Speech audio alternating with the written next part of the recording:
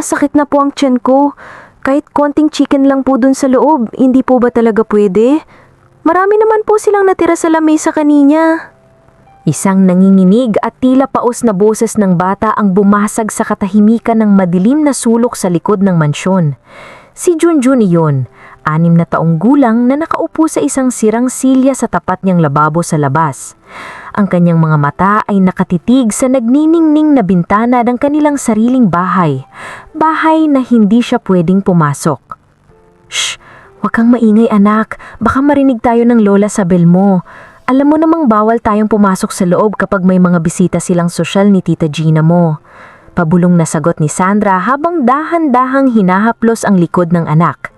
Heto ang kanin, kumain ka na muna. Nilagyan ka ng konting toyo para magkalasa. Pakiusap Junjun, ubusin mo na ito para makatulog na tayo.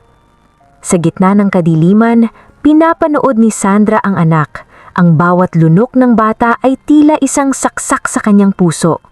6 na taon mula nung umalis ang asawa niyang si Rafael patungong Kuwait bilang isang senior engineer. Buntis pa lang siya noon. Akala niya ang pag-alis ni Rafael ang magliligtas sa kanila sa hirap. Pero iyon pala ang simula ng kanyang kalbaryo sa kamay ng sarili nitong pamilya. Alam ni Sandra ang halagang ipinapadala ni Rafael, 300,000 piso kada buwan. Isang halaga na sapat na para mamuhay silang parang mga hari at reyna. Pero sa loob ng 6 na taon, ni 5 ay walang napunta sa kanila ni Junjun.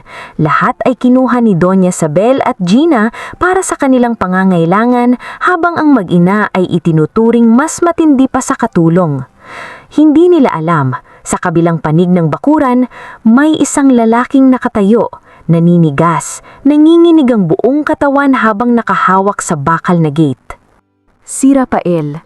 Kadarating lang niya mula sa airport. Hindi siya nagpasabi dahil gusto sana niyang manggulat.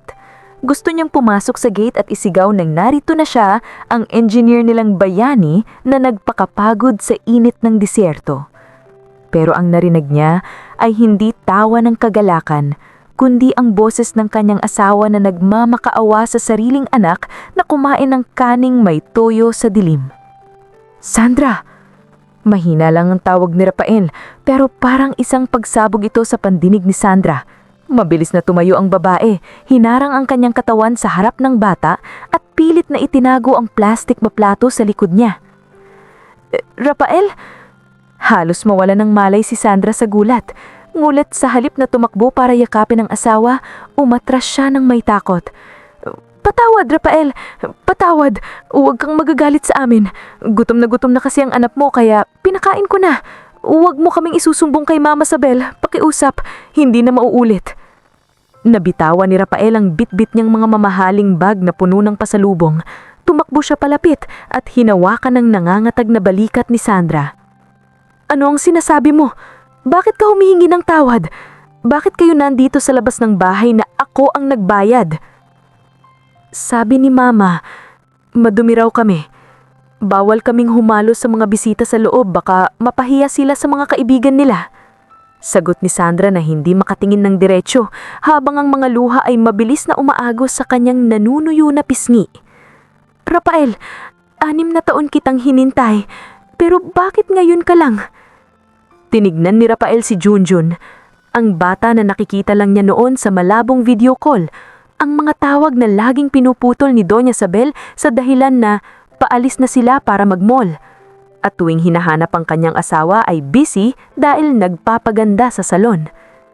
Ang nasa harap niya ngayon ay isang batang payat, madungis, at ang tanging mababakas sa mga mata ay matinding takot. Ito ba ang anak ko? Nangangatog na tanyong ni Rafael. Lumuhod siya sa harap ng bata sa gitna ng putikan. Junjun, si Papa ito anak, si Papa.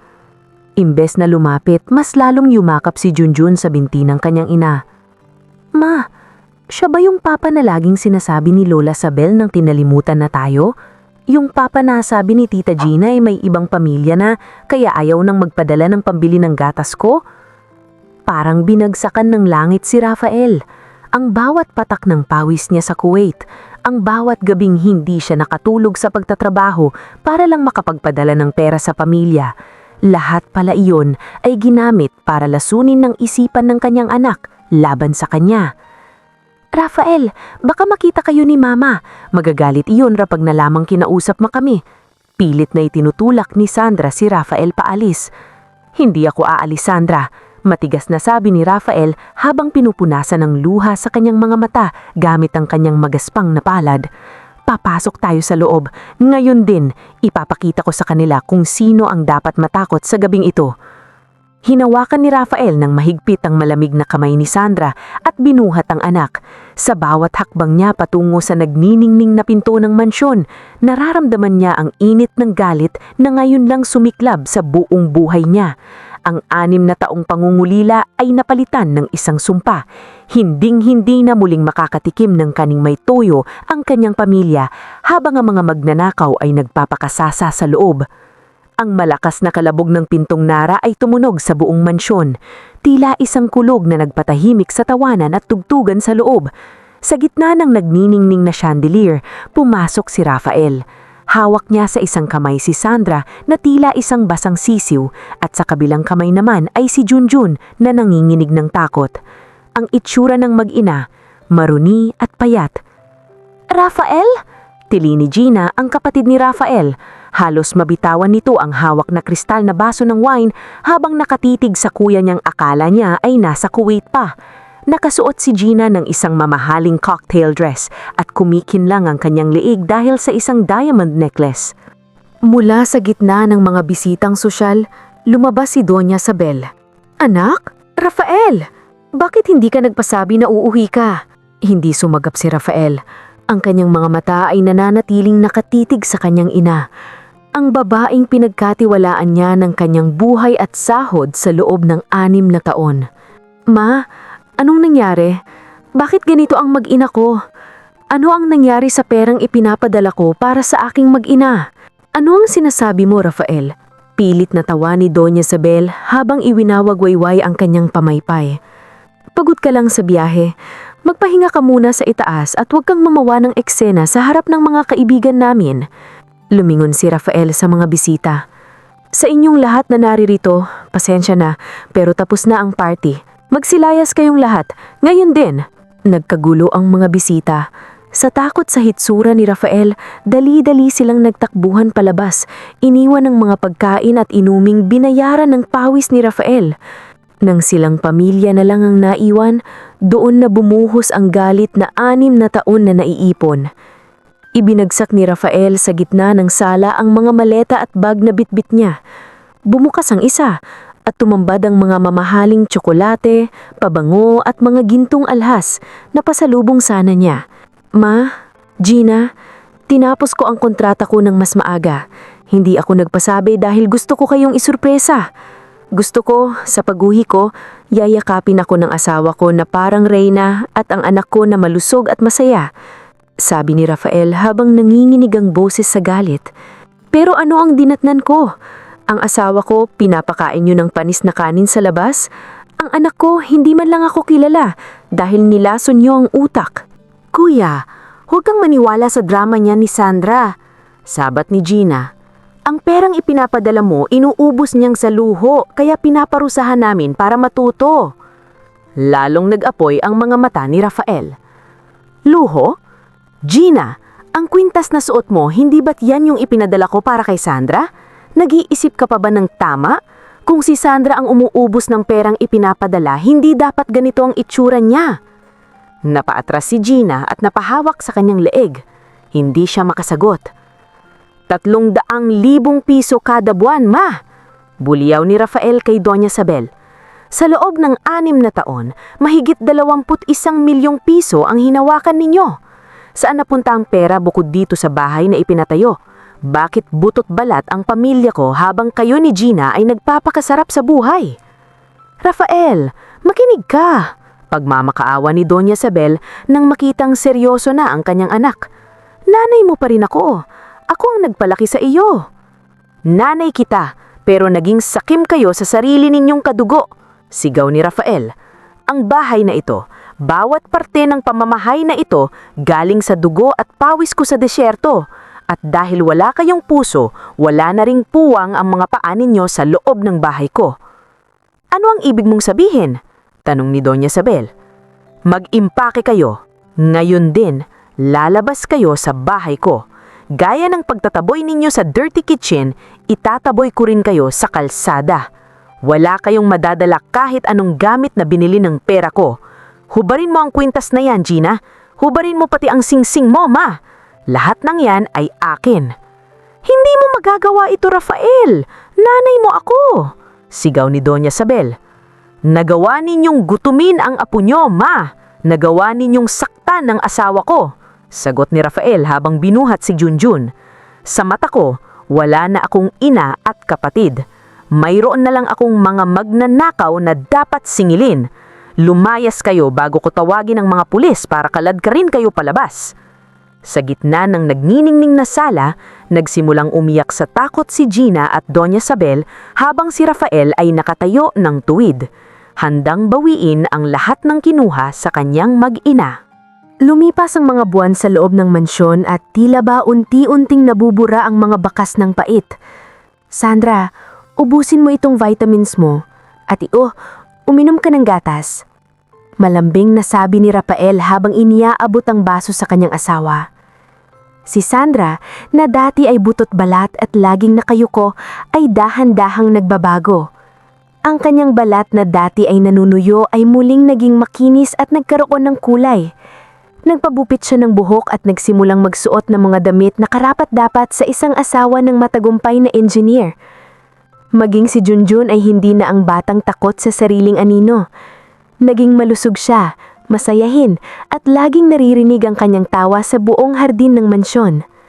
Papa, look! Ang laki na ng muscles ko! Pagmamalaki ng bata habang naglalaro sila ng soccer sa malawak na lawn.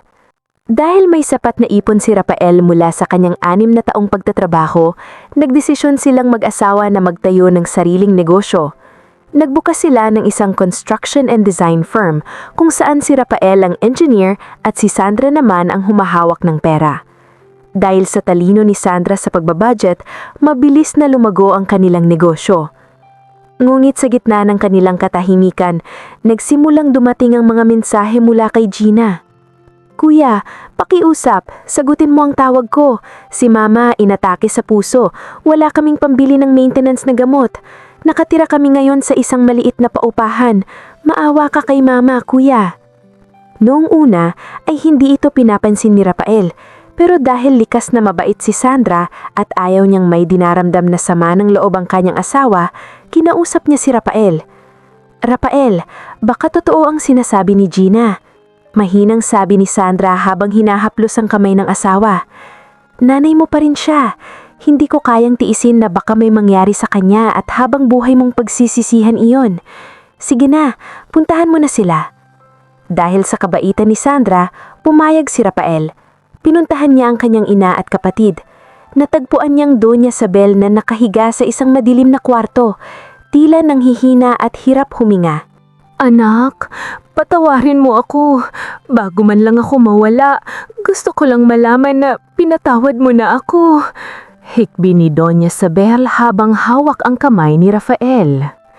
Dahil sa awa, lumambot ang puso ni Rafael. Pinatawad niya ang kanyang ina at ang kapatid na si Gina. Nagsimula siyang magpadala muli ng pera para sa gamot at pagkain ng mga ito. Pinayagan din niya silang bumisita sa mansyon paminsan-minsan.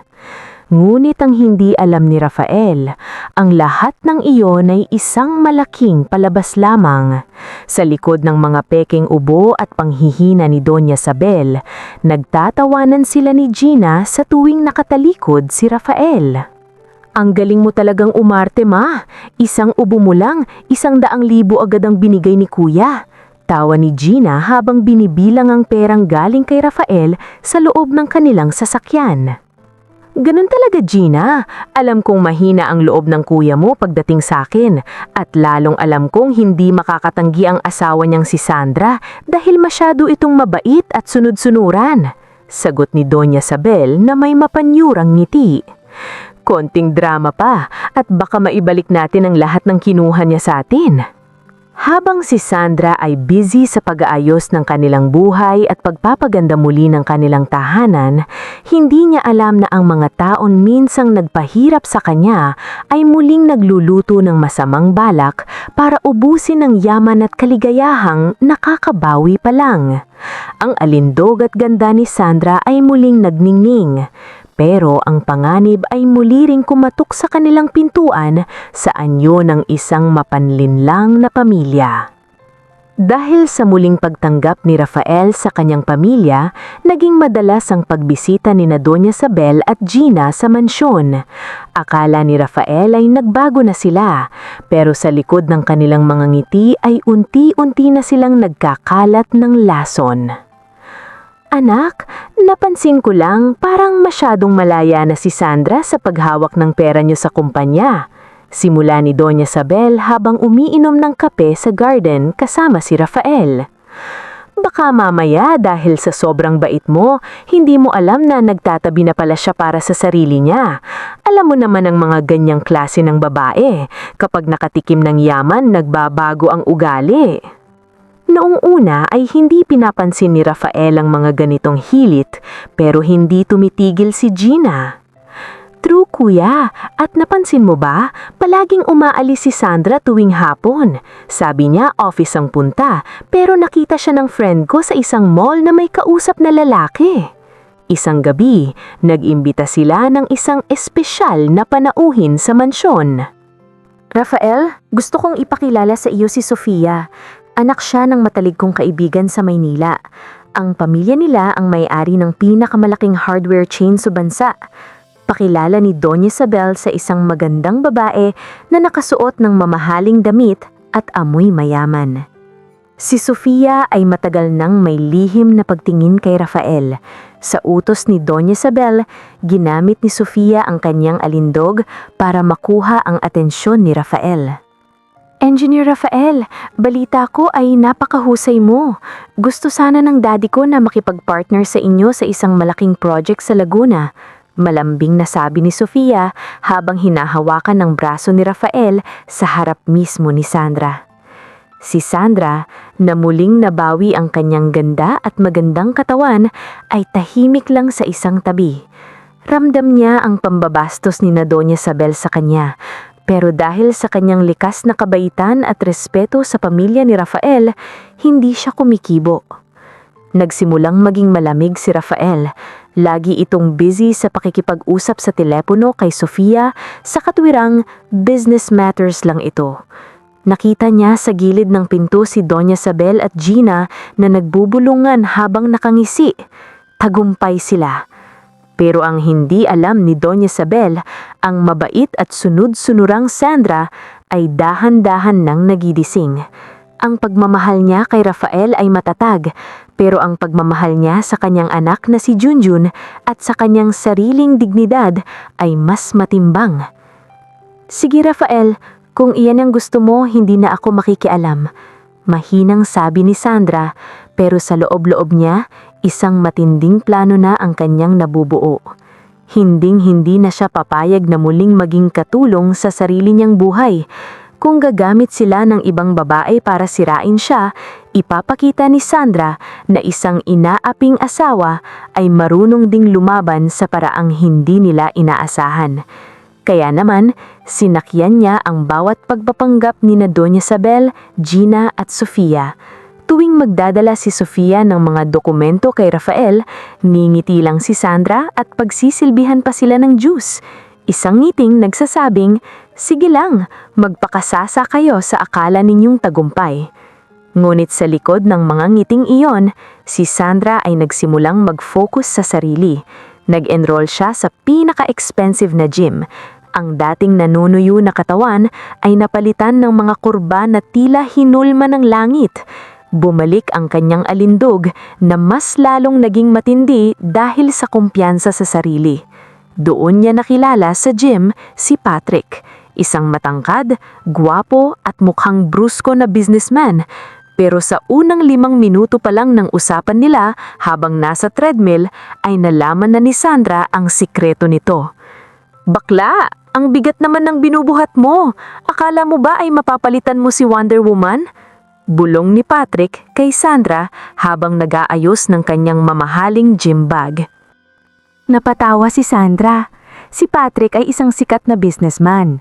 Pero sa harap ni Sandra, siya si Patty, ang baklang may pusong ginto. Kailangan ko to, Patty. May mga ahas kasi sa bahay na kailangan tapatan ng ganda at kurbada. Doon nabuo ang kanilang plano. Magpapanggap si Patrick bilang isang manly businessman na manliligaw kay Sandra para pagselusin si Rafael. Isang gabi, may dinner muli sa mansyon kasama si Sofia. Si Sofia ay pilit na idinidikit ang dibdib sa braso ni Rafael habang nagpapaliwanag ng tungkol sa mga peking business plans nila. Rafael, I think we should go to Tagaytay this weekend para ma-finalize tong project. Malambing na sabi ni Sofia. Eksakto namang bumukas ang pinto at pumasok si Sandra. Suot niya ang isang red bodycon dress na hapit sa kanyang nag-gym na katawan. Mukha siyang diyosa. At sa likod niya, pumasok ang macho na si Patrick. Sandra, darling, you forgot your purse sa car ko. Kinindatan si Sandra nang hindi nakikita ng iba. Napatayo si Rafael. Ang kanyang mata na kanina ay kay Sofia, ngayon ay nakapako sa asawa at sa gwapong lalaking kasama nito. Sino siya, Sandra? Oh, Rafael, sorry. This is Patrick. He's a business partner I met at the gym. We're working on some private investments. Cool na sagot ni Sandra habang inaayos ang buhok. Sofia, nandyan ka pala. Pasensya na hindi kita napansin. Masyado kasing maliit ang presence mo. Namula si Sofia sa inis. Samantalang sina Gina at Doña Isabel ay nagulat sa ganda ni Sandra. Mas maganda, mas sariwa at mas mukhang mayaman si Sandra kaysa sa kanila. Business partner? Sa gym? Usok ang ilong ni Rafael sa selos. Yes, Rafael, don't be so stiff. Sabi mo nga, business is business, diba? Pangaasar ni Sandra. Halika na, Patrick. Sa library na nung tayo mag-usap para hindi tayo makaabala sa meeting nila. Pagdating sa library, agad na humagalpak ng tawa si Patrick pero pilit na itinatago ang boses. Girl, nakita mo ba ang mukha ng asawa mo? Daig pa ang nakakita ng multo. At yung Sofia na yun, mukhang coloring book na naglalakad. Hindi ko carry ang foundation niya. Salamat, Patty. Kailangan lang maramdaman ni Rafael na hindi lang siya ang may option. Sabi ni Sandra na may determinasyon. Option? Honey, ikaw ang main course. Yung Sofia na yun, appetizer na panis lang. Tawa ni Patrick. Dahil sa presensya ni Patrick, ang atensyon ni Rafael ay unti-unting bumabalik kay Sandra. Hindi na siya makapag-focus kay Sofia dahil ang mata niya ay laging nakabantay sa bawat galaw ng asawa at ng businessman na laging nakadikit dito. Ang patalbugan ng alindog ay nagsimula na at sa round na ito, lamang na lamang si Sandra. Gabi ng anibersaryo ng kumpanya ni Rafael. Isang malaking selebrasyon na kung saan imbitado ang lahat ng malalaking negosyante. Nakaplano na ang balak ni na Doña Isabel, Gina at Sofia. Ito ang gabi na papapirmahin nila si Rafael sa isang kontratang tuluyang magpapatalsik kay Sandra at maglilipat ng yaman sa kanila. Pumasok si Rafael sa ballroom kasama si Sofia na akala mo ay linta sa pagkakapit sa braso nito. Ngunit nanlaki ang mga mata ng lahat nang bumukas ang pinto para sa huling panauhin. Pumasok si Sandra, suot ang isang kumikinang na gold gown na lalong nagpalitaw ng kanyang kagandahan at perpektong katawan. Kasama niya si Patrick na mukhang isang pelikulang bida sa kanyang toksido. Sandra, anong ginagawa mo rito kasama ang lalaking yan? Pasigaw na bulhong ni Rafael, halatang hindi na makapagpigil sa selos. Asawa mo ko, Rafael? Hindi ba dapat nandito ako at sumusuporta sa'yo? Sagot ni Sandra nang may pamatay na ningiti. Bago pa makapagsalita si Rafael, umakyat si Sandra sa entablado at kinuha ang mikropono.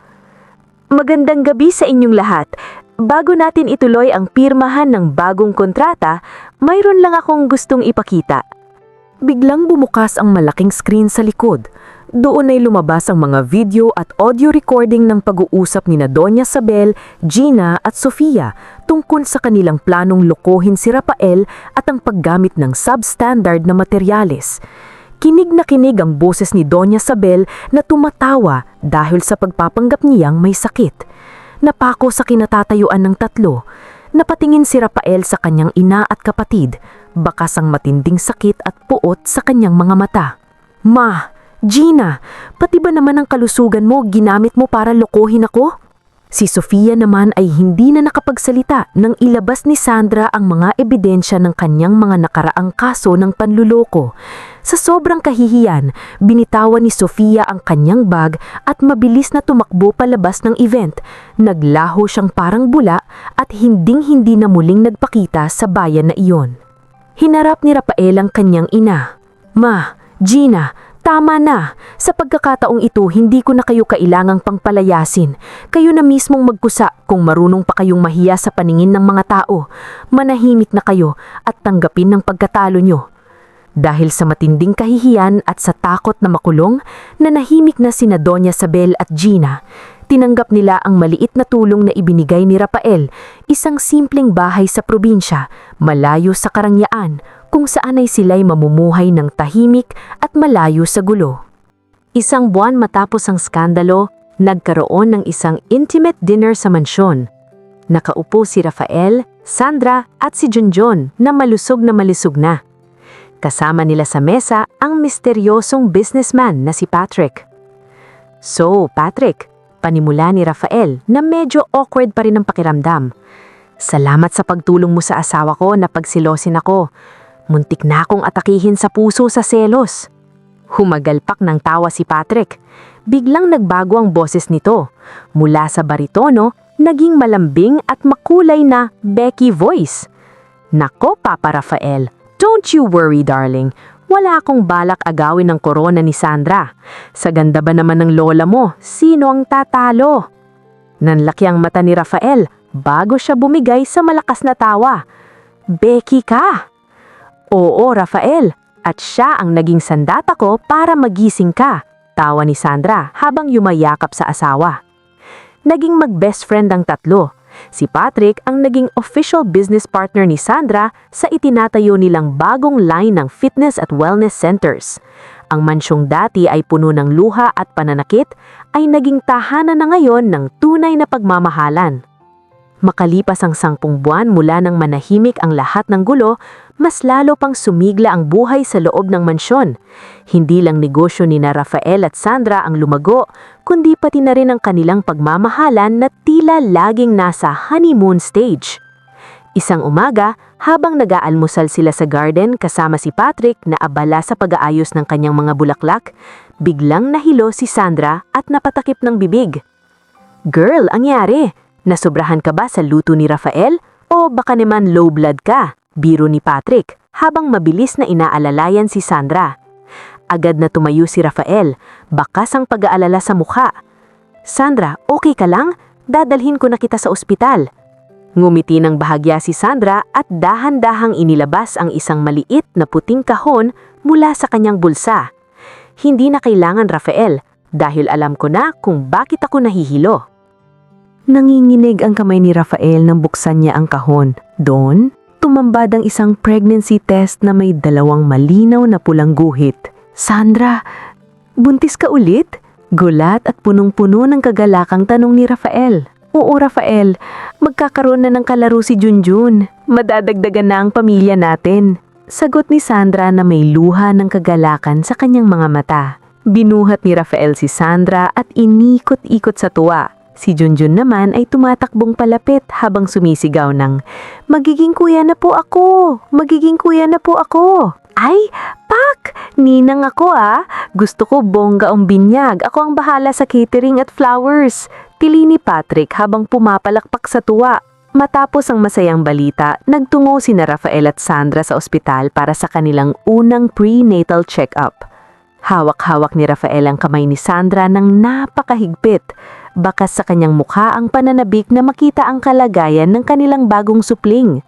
Kasama rin sila si Junjun na hindi mapakali sa kanyang kinauupuan. Ready na po ba kayo, engineer? Mami Sandra? Nakangiting tanong ng doktora habang inihahanda ang ultrasound machine. Nang idampi ang malamig na gel sa tiyan ni Sandra at lumitaw ang imahe sa screen, natahimik ang lahat.